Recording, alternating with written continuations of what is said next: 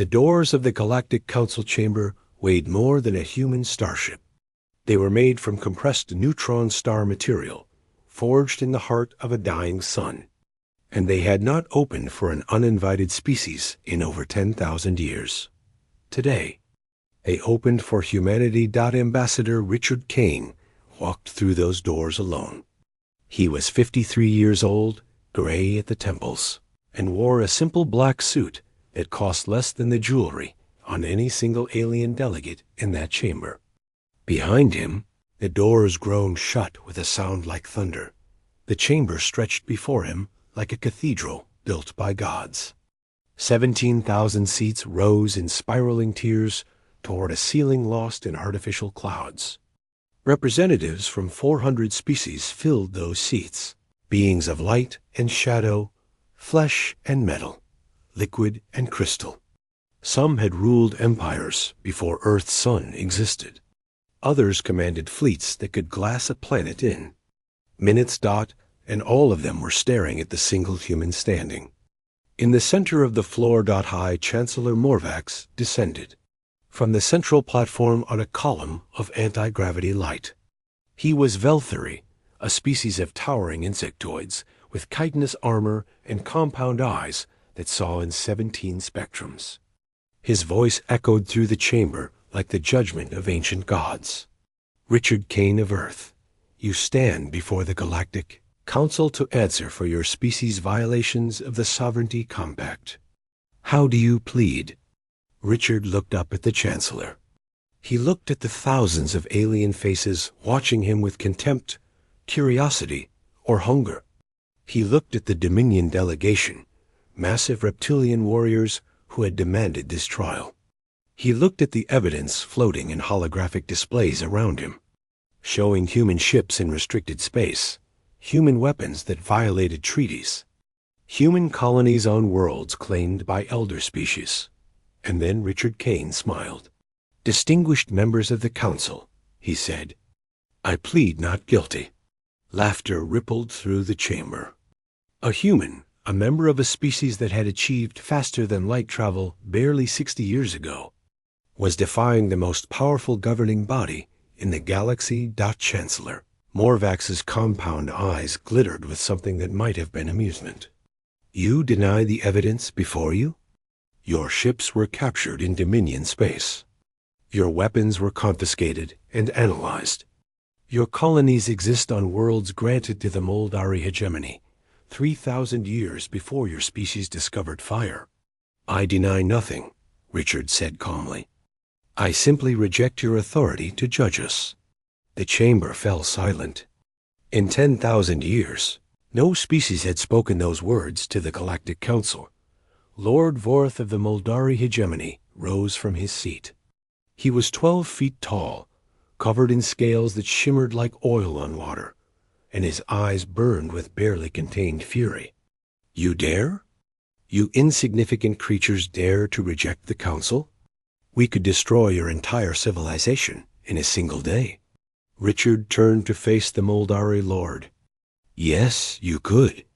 You have the ships, the weapons, the numbers. Earth is small. Our fleet is tiny compared to yours.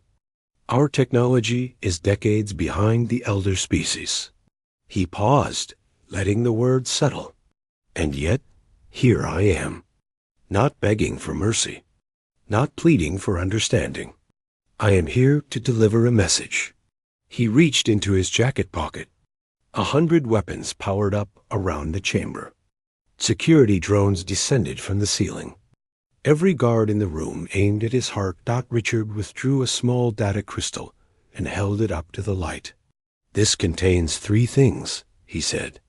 First, evidence that the Moldari hegemony has been conducting illegal slave raids on pre-contact civilizations in the Outer Rim. 3,000 years of kidnapping primitive species and selling them to the highest bidder. Lord Voreth's scales flushed dark purple. Lies! Second, Richard continued, ignoring him, records showing that 7 council species have been secretly violating the Sovereignty Compact for centuries. Illegal weapons development, hidden military installations, Assassination of diplomatic personnel from younger species. Murmurs of shock rolled through the chamber. Several delegations shifted uncomfortably. And third, Richard's voice dropped lower, forcing the chamber to strain to hear him. Third, this crystal contains the locations of 14 Dominion military bases hidden in neutral space. Bases that are, at this very moment, preparing to launch an invasion of Earth. Silence crashed over the chamber like a wave. Chancellor Morvax's form went rigid. "What did you say?" "You heard me, Chancellor. The Moldari did not bring us here for justice. They brought us here as a distraction. While the Council debates our fate, their fleet is moving into position. They plan to destroy our homeworld and blame it on pirates. A tragic accident. A lesson to other young species about the dangers of the galaxy." Richard looked directly at Lord Vorth. "But we found out. We have been watching you for decades, listening, learning, and preparing." Lord Vorth snarled. "Even if this were true, what could you possibly do? Your fleet is nothing. Your weapons are primitive.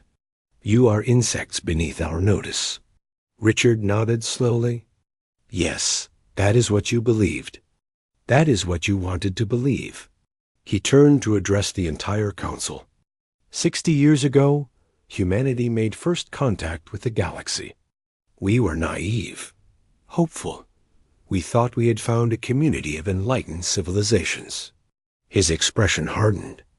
Instead, we found predators. We found species that saw us as prey, as slaves, as resources to be exploited. We watched younger species crushed by elder powers. We saw the strong devour the weak while the council looked away. He held up the crystal again. So we adapted. We pretended to be weak. We pretended to be foolish. We let you believe we were no threat while we studied your technology, mapped your weaknesses, and built our strength in secret. The crystal began to glow. Across the galaxy, human ships emerged from hiding places no one knew existed. Thousands of vessels, armed with weapons humanity had developed in absolute secrecy. "We are not here to beg," Richard said. "We are here to deliver a message." He dropped the crystal. It shattered on the floor, and holographic displays erupted throughout the chamber, showing the human fleet surrounding the Council's headquarters. "On behalf of the United Earth Government," Richard Kane announced, his voice carrying to every corner of the chamber, "we declare war." The chamber erupted in chaos. Lord Vorth screamed orders into his communicator. Delegates fled for the exits. Chancellor Morvax demanded explanations from his security forces, but Richard Kane stood perfectly still in the center of the storm, because this was only the beginning. For 60 years, humanity had played the fool. They had smiled while being insulted. They had bowed while being exploited. They had accepted every indignity with grace and patience. And all the while, they had been waiting for this moment. The Galactic Council had made a terrible mistake. They had assumed that because humanity was young, they were weak. They had assumed that because humanity smiled, they were harmless. They were about to learn the truth. Humans were not prey. They were the most dangerous predators the galaxy had ever seen, and the hunt had just begun. The chaos in the council chamber lasted exactly 4 minutes and 37 seconds. Then the lights went out. Emergency systems flickered to life, casting everything in blood-red illumination. The holographic displays showing the human fleet continued to glow. Each ship a small point of light surrounding the council, headquarters like stars forming a noose. Chancellor Morvax raised his arms, demanding silence. Slowly, the 17,000 delegates returned to their seats. Fear had replaced contempt in their eyes. Uncertainty had replaced arrogance. "Ambassador Kane," the Chancellor said, his voice carefully controlled, "you have committed an act of war against the entire Galactic Council. Every species in this chamber will respond. You cannot possibly believe you can survive what comes next. Richard Kane remained in the center of the chamber. His expression had not changed. His hands were clasped behind his back, and he stood with the calm patience of a man who held the cards. Chancellor, I understand your concern, but I think you misunderstand our position. He gestured to the holographic fleet display. We do not wish to destroy the Council. We do not wish to conquer your worlds or enslave your people. We are not here for revenge. Lord Voreth slammed his fist against his platform. Then why? Why this madness? Because you left us no choice. Richard turned slowly, meeting the eyes of as many delegates as he could. In 60 years of galactic citizenship, humanity has been denied entry to the Trade Compact, blocked from the Technology Exchange, and subjected to 47 separate territorial violations by elder species. When we complained, we were ignored. When we demanded justice, we were laughed at. He paused, letting the words sink in. 3 weeks ago, we intercepted communications between the Moldari hegemony and 5 other species. They were planning to divide our territory among themselves. Our colonies would be seized. Our people would be displaced or enslaved. And the Council would do nothing because we are young and weak and do not matter. Several delegates shifted uncomfortably. These were not false accusations. Everyone in the chamber knew that younger species were routinely exploited. It was simply the way things worked. So we prepared, Richard continued. Not to conquer, not to destroy, but to ensure that we could never be ignored again. At that moment, the main displays changed. Instead of showing the human fleet, they displayed something far more dangerous. Coordinates, thousands of them. Military installations, secret bases, hidden weapon caches belonging to dozens of Council species. Over the past 60 years, Richard said, humanity has built the most extensive intelligence network in galactic history. We know where your fleets are hiding. We know the locations of your secret weapons programs. We know which ambassadors are corrupt, which generals are incompetent, and which governments are on the verge of collapse. He let that information settle into the minds of every delegate. We do not want war, but if war comes, we will not be fighting blind. Chancellor Morvax descended from his platform until he stood face to face with the human ambassador. The Velthri towered over Richard, mandibles clicking with barely suppressed anger. What do you want, human? Richard smiled. We want a seat at the table. A real seat. Not the token position you gave us 60 years ago. We want full membership in the Trade Compact, access to the Technology Exchange, and recognition of our territorial claims. We want to be treated as equals, not as children or servants. And if we refuse, then we release everything we know, every secret, every lie, every betrayal. Richard's voice dropped to barely a whisper. The galaxy will learn what its leaders have really been doing.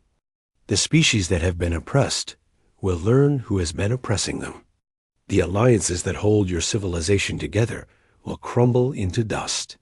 Chancellor Morvax stepped back. For the first time in his long life, he felt something he had never experienced when dealing with a younger species. Fear across the chamber. Delegates were communicating frantically with their home governments. The human fleet had not fired a single shot, but it had already changed everything. The balance of power that had existed for millennia was shifting beneath their feet. Lord Voreth pushed through the crowd until he reached Richard. His massive form radiated fury, and his claws extended fully, each one capable of cutting through starship armor. You think you have won? He hissed. You think this changes anything? The Moldari hegemony does not negotiate with insects. We will destroy your pathetic fleet. We will burn your worlds. We will hunt down every last human and make them watch as everything they love turns to ash. Richard looked up at the towering alien without flinching. Lord Vorth, I was hoping you would say something like that. He raised his hand and snapped his fingers. Every display in the chamber changed again. This time, they showed the Moldari invasion fleet. 14,000 warships that had been secretly approaching Earth. They were surrounded. Human ships had appeared from nowhere, emerging from hidden positions throughout the approach corridor. The Moldari fleet was trapped, unable to advance or retreat without exposing themselves to devastating crossfire. Your invasion force left their hidden bases 4 days ago, Richard said. We have been tracking them since they launched. We allowed them to proceed because we needed them in position before we made our move. He stepped closer to Lord Vorth, close enough to touch him. Right now, your entire invasion fleet is at our mercy. One word from me, and 14,000 ships become debris. The largest military force the Moldari have ever assembled, gone in an instant. Lord Vorth's scales turned pale. His communication device was screaming with reports from his admirals. They were indeed surrounded. Human weapons were locked onto every ship. The trap was perfect. How? The Moldari lord whispered. How is this possible? You are primitives, children. How could you possibly, because you never looked closely enough? Richard interrupted. You saw what you wanted to see. A young species, newly emerged, stumbling through the galaxy with wide eyes and open hearts. You thought our smiles meant we were naive. You thought our patience meant we were weak. He shook his head slowly. We smiled because we were learning. We were patient because we were planning. Every insult, every exploitation, every injustice we suffered taught us something about our enemies. Richard turned back to face the entire council. Humanity evolved on a world that tried to kill us every single day. Ice ages, predators, diseases, natural disasters. We survived because we learned to adapt, to cooperate, to think ahead. The galaxy is just another hostile environment, another challenge to overcome. He raised his voice so everyone could hear. The Moldari thought they could destroy us. They were wrong. Other species may be thinking the same thing right now. Let me be clear. Any attack on Earth or human territory will be met with overwhelming response. Not because we are warlike, but because we refuse to be victims. Chancellor Morvax finally spoke. And if we agree to your demands? If we grant you equal status? Richard nodded. Then we release the Moldari fleet unharmed. We destroy our evidence of council corruption instead of releasing it. We become partners instead of enemies. The choice is yours. The chamber fell silent. Every species present was recalculating. The humans had outmaneuvered them completely. They had turned a trial into a negotiation, a trap into an opportunity. And somewhere in the back of every alien mind was a new thought, a new fear. What else were the humans hiding? What else were they capable of? The Chancellor straightened his form. The Council will deliberate. You will have our answer within 1 standard day. Richard bowed slightly. We will wait. But Chancellor, one more thing. He reached into his pocket and withdrew a small photograph. It showed Earth from space, a pale blue dot floating in the darkness. This is our home. Everything we are, everything we have ever been, exists on that single world. We did not ask for enemies. We did not want war. All we ever wanted was to be left in peace. He tucked the photograph away. Remember that when you make your decision. Then he turned and walked toward the massive doors, leaving 17,000 aliens to contemplate a future they had never imagined. Behind him, the displays continued to show the human fleet waiting, watching, ready for whatever came next. The Council's deliberation was supposed to last 1 day. It lasted exactly 3 hours. Ambassador Richard Kane received the summons in his quarters aboard the human diplomatic vessel, hovering at the edge of Council space. He read the message twice, then smiled grimly. The Council had made their choice faster than expected. That meant something had changed. When he returned to the chamber, he knew immediately that things were different. The 17,000 seats were still filled, but the atmosphere had shifted. Before, the delegates had looked at him with contempt or amusement. Now they watched him with something new in their eyes, respect, and something darker beneath it. Chancellor Morvax stood on the central platform, but he was not alone. Beside him floated a being that Richard had never seen before. It was made of pure light, shifting and pulsing with colors that hurt human eyes. Its form changed constantly, never settling into any fixed shape. The chamber fell silent as Richard walked to his position in the center of the floor. "Ambassador Kane," Chancellor Morvax said, "the Council has reached a decision. However, before we deliver our response, there is someone who wishes to speak with you." The being of light drifted forward. When it spoke, its voice seemed to come from everywhere at once, resonating in Richard's bones. "Human, I am called the Eternal. I represent an organization that has observed galactic civilization since before the first star was named. We have watched empires rise and fall. We have guided the development of countless species. And we have made decisions that shaped the course of history." Richard kept his expression neutral, but his mind was racing. In 60 years of intelligence gathering, humanity had heard whispers of ancient powers operating in the shadows. They had never found proof. Until now. "For 10,000 years, the Eternal continued, the Galactic Council has maintained order under our guidance. Species that threatened stability were contained. Species that cooperated were rewarded. This system has prevented galactic war and ensured prosperity for all." The being's form flashed with darker colors. "Then humanity arrived. You were evaluated and deemed harmless. A minor species, limited potential, useful as workers and traders, but incapable of affecting the larger order of things." Its voice hardened. "We were wrong." Richard said nothing. He waited. "In 60 years, your species has accomplished what others required millennia to achieve.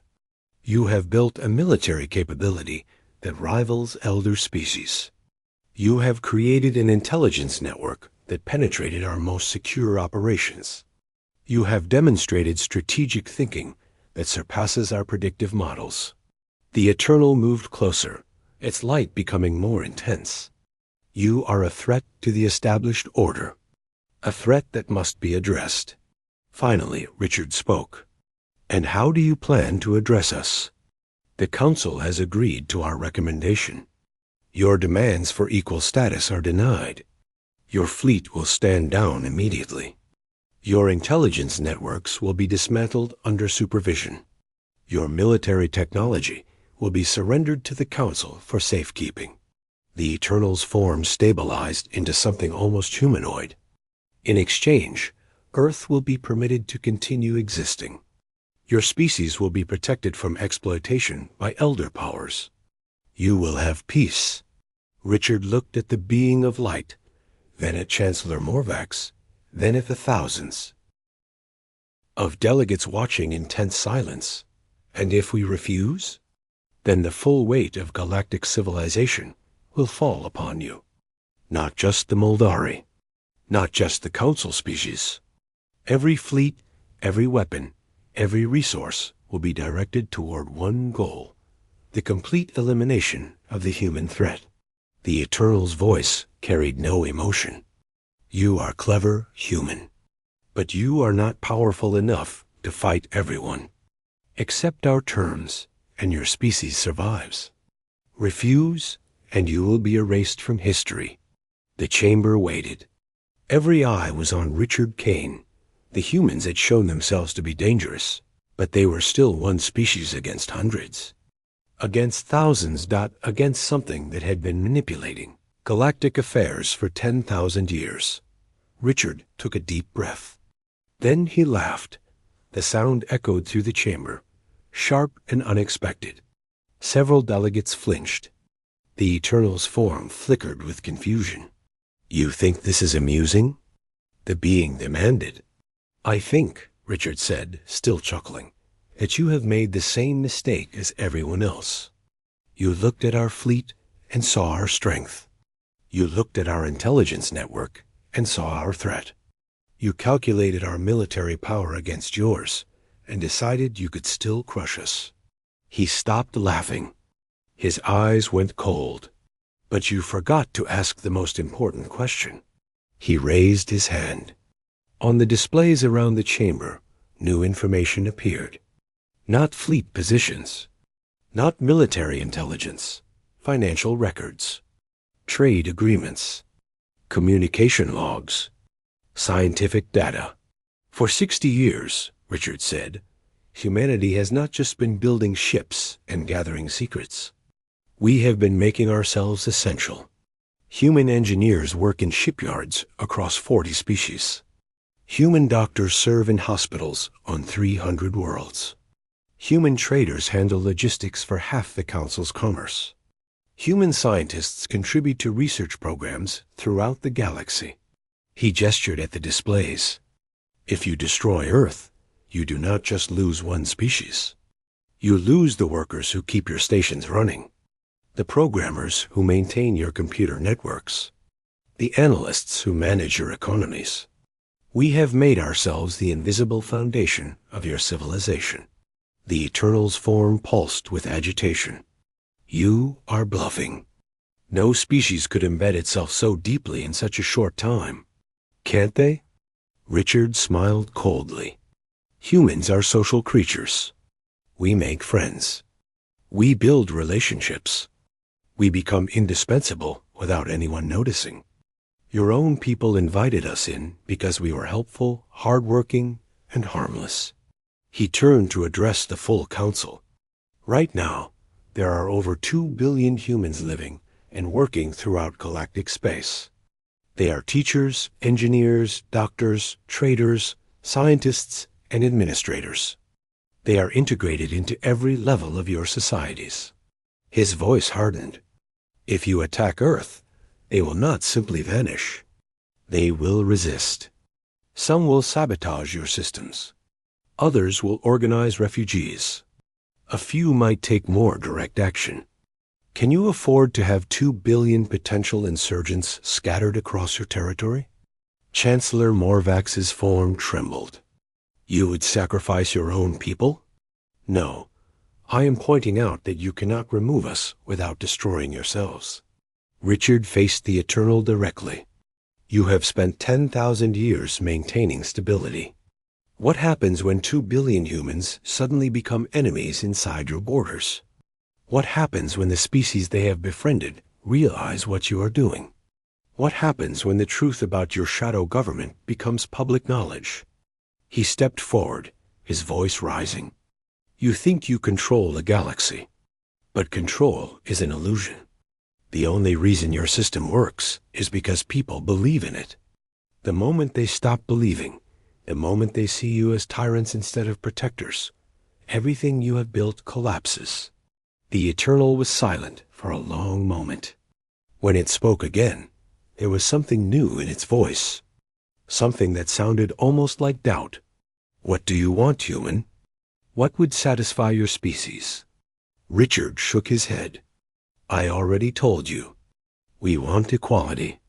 We want to be treated as partners, not subjects.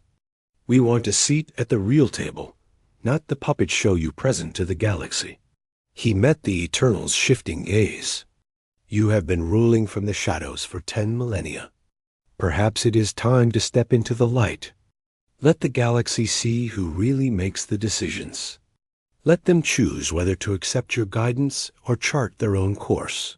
The Eternal's form went completely still. You are asking us to surrender our power. I am asking you to share it. Richard's voice softened slightly. Humanity does not want to destroy you. We do not want to rule the galaxy. We just want to be free. Free to grow, to explore, to make our own choices. He looked around the chamber, the thousands of species watching. And I suspect we are not alone in that desire. The silence stretched. In that silence, something was happening. Delegates were looking at each other, at the Eternal, at the human ambassador who had just challenged 10,000 years of hidden authority.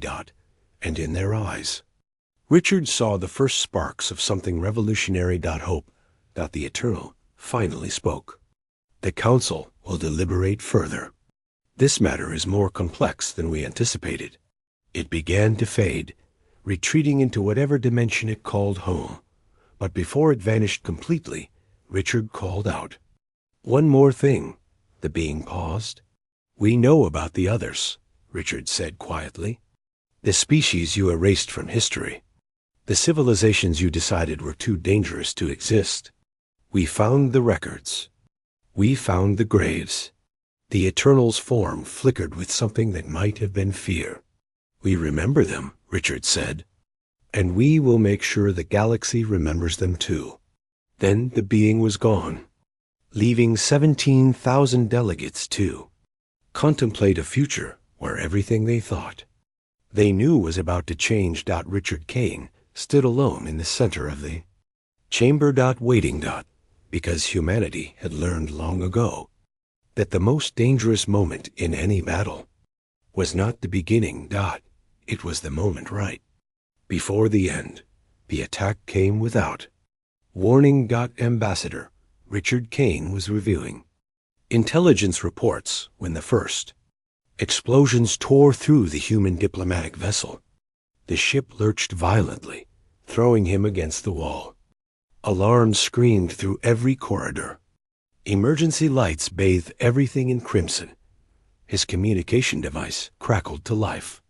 Captain Diana Foster's voice cut through the chaos. "Ambassador, we are under attack. Unknown vessels, advanced technology. They came out of nowhere." Richard pulled himself up and looked out the viewport. His blood went cold. A fleet was materializing from nowhere. Not Moldari ships. Not council vessels. These were something else entirely. Ships made of the same shifting light as the Eternal. Weapons that fired beams of pure energy. And they were tearing through the human defensive perimeter like it was made of paper. The Eternal had made its decision. All ships. Defensive formation. Captain Foster commanded over the fleet channel. Protect the ambassador. Get him back to Earth. Richard grabbed his communicator. "Diana, how many ships?" "Over 3,000, sir. And more arriving every second. They are not accepting hails. They are not taking prisoners." Her voice tightened. "Sir, I do not think they plan to let anyone survive." Richard watched as a human destroyer vanished in a flash of light. Then another. The Eternal's forces were overwhelming, their technology far beyond anything humanity had ever encountered. The trap had been sprung, and this time, humans were the prey. But Richard Kane had not survived 60 years of galactic politics by giving up easily. "Diana, initiate Protocol Omega. Broadcast everything to every channel, every frequency, every ship in the galaxy." "Sir, that will reveal all our intelligence assets. Everything we have gathered for 60 years. I know." Richard's jaw tightened. "Do it anyway." Captain Foster hesitated for only a moment. Then her voice came back, steady and determined. "Protocol Omega initiated. Broadcasting now. Across the galaxy, on every world, every station, every vessel capable of receiving a signal, the truth began to unfold. 60 years of evidence. The Eternal's manipulations. The species they had destroyed. The governments they had controlled. The lies they had told. Everything. Meanwhile, in Council space, the battle raged. Human ships fought with everything they had, buying time for the broadcast to spread. They were outmatched, outgunned, outmaneuvered, but they did not run. They did not surrender. They were human. And humans did not go quietly into the night. On the council headquarters, Chancellor Morvax watched the battle unfold on his displays. Beside him, dozens of delegates crowded around, their faces reflecting the horror of what they were witnessing. "The humans are being slaughtered," one delegate whispered. "The Eternal will destroy them all." But another voice spoke up. It was Ambassador Yith, representative of the Solari, one of the oldest species in the galaxy. Her crystalline form glowed with inner light as she watched the broadcast spreading across space. "No," she said quietly. "The humans are not being destroyed. They are being transformed." Morvax turned to her. "What do you mean?" "Look at what they are doing." She gestured at the displays. "They are dying, yes, but they are dying. To ensure that the truth survives. They are sacrificing themselves so that every species in the galaxy will know what the Eternal has done." Her voice rose with something like wonder. "In 10,000 years, no species has ever dared to challenge the Eternal openly.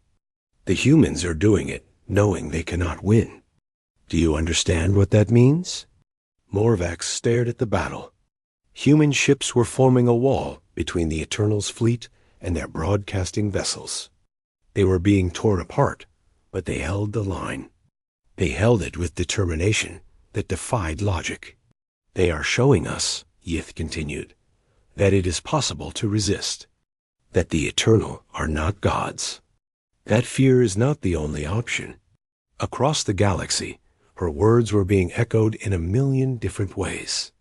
Species that had accepted the Eternal's rule for millennia were watching the broadcast, learning the truth, and asking themselves the same question.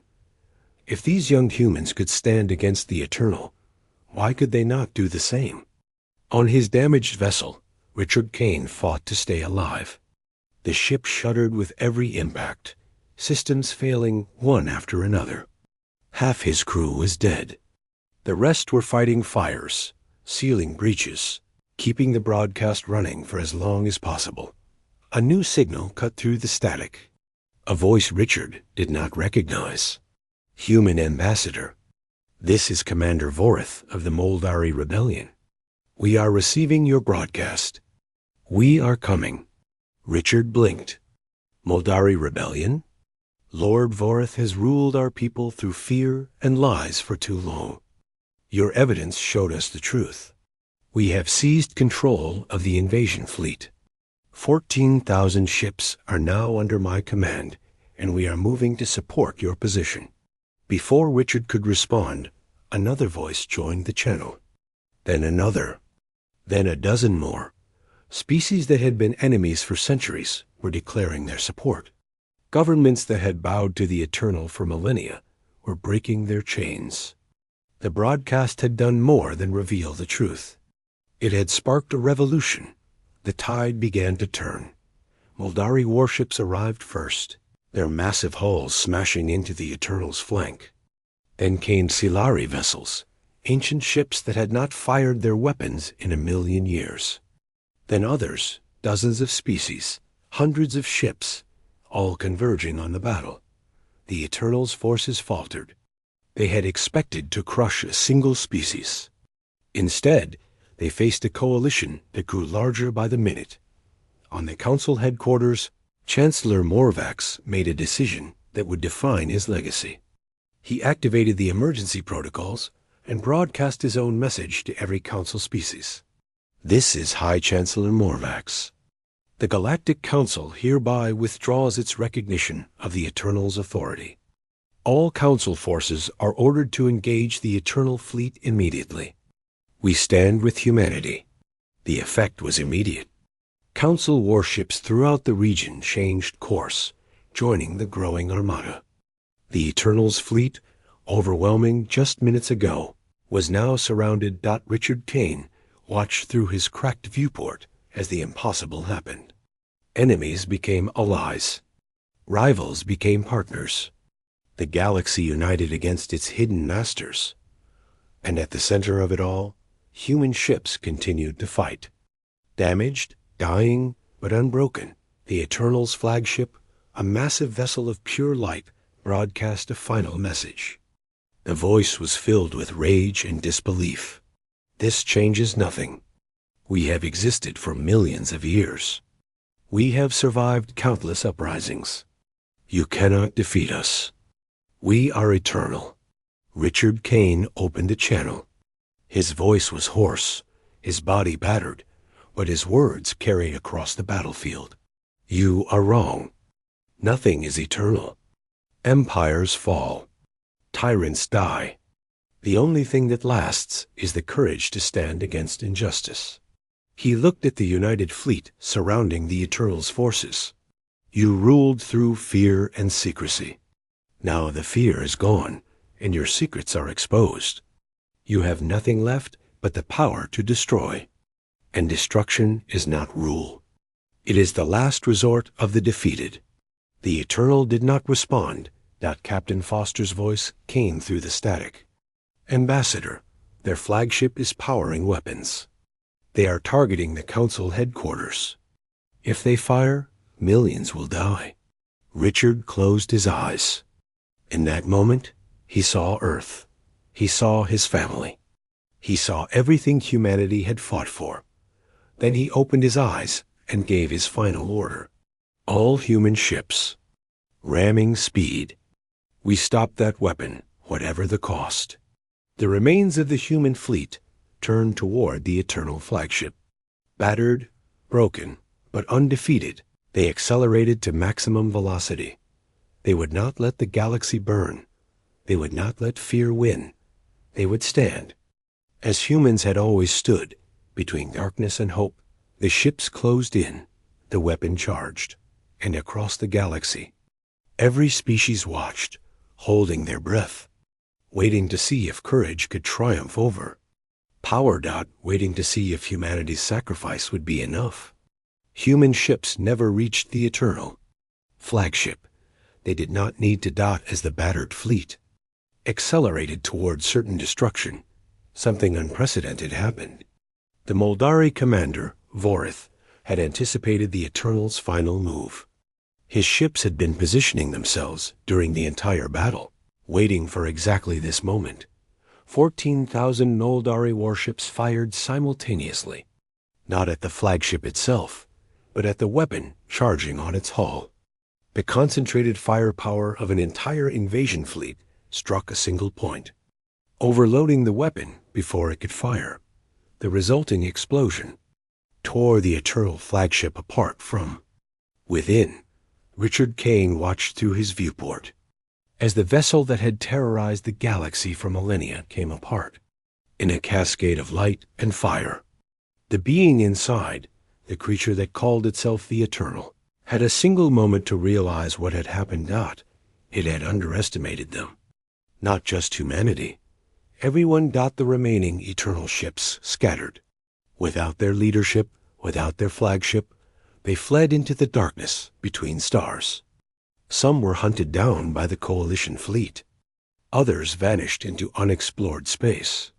But their power was broken. 10,000 years of shadow rule ended in a single day. On the damaged human diplomatic vessel, Richard Kane allowed himself to breathe. Around him, his surviving crew members embraced each other, tears streaming down their faces. They had won. Against impossible odds, against an enemy older than civilization itself, they had won. But Richard did not celebrate. He knew the battle was over, but the war for the galaxy's future was just beginning. 3 months later, the new Galactic Council convened in a chamber that had been rebuilt from the ground up. No more hidden passages for shadow rulers. No more secret chambers for manipulation. Every wall was transparent. Every meeting recorded and broadcast to any citizen who wished to watch. Ambassador Richard Kane stood at the center podium. Around him, representatives from over 500 species waited in respectful silence. The gallery above was packed with observers from 1,000 worlds. Distinguished representatives. Richard began, "We gather today not to celebrate victory, but to begin a new chapter in galactic history. For 10,000 years, we were divided by fear, manipulated by shadows, and taught to see each other as threats rather than partners. He looked around the chamber, meeting the eyes of species that had been enemies just months ago. Humanity did not come to the stars seeking power or conquest. We came seeking friends. We came seeking knowledge. We came hoping to find a community of civilizations working together toward a better future. His voice hardened slightly. Instead, we found a system designed to keep species weak, divided, and afraid. We found predators hiding behind masks of legitimacy. We found darkness where there should have been light. He paused, letting the weight of his words settle. So we did what humans have always done when faced with injustice. We refused to accept it. We planned. We prepared.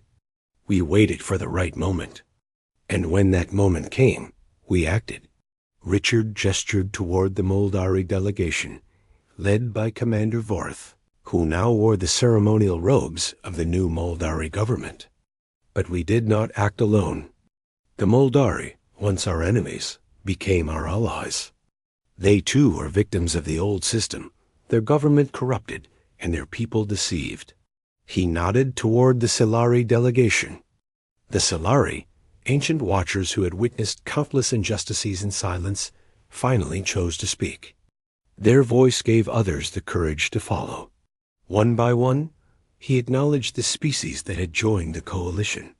Each had their own story, their own grievances, their own reasons for rising against the eternal. Together, they had accomplished what none could have achieved alone. Today, we establish a new compact, Richard continued. Not a compact of fear and obedience, but one of cooperation and mutual respect. Every species, regardless of age or power, will have an equal voice in this chamber. Every dispute will be resolved through negotiation, not violence.